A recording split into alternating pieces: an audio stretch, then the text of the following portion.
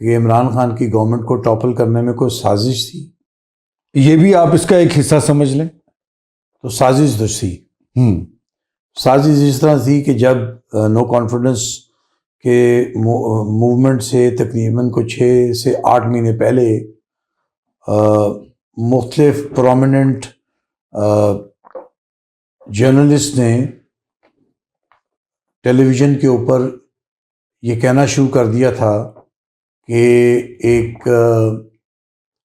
Conspiracy ہیچ ہو چکی ہے جو کہ امریکن سپورٹڈ اور سینکشنڈ ہے، جس کے تحت MQM اور کچھ اور حلیف جماعتیں جو ہیں وہ عمران خان کی گورنمنٹ سے سپریٹ ہو جائیں گی اور گورنمنٹ کلیپس کی جائے گی اور اس کے بعد ایک نو کانفیڈنس موو آ جائے گی.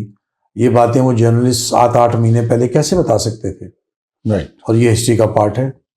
اس میں سب سے پہلے میرا خیال ہے جو خبر بریک کی تھی وہ ہارون رشید صاحب نے، جو فیمس جرنلسٹ ہیں، انہوں نے بریک کی تھی.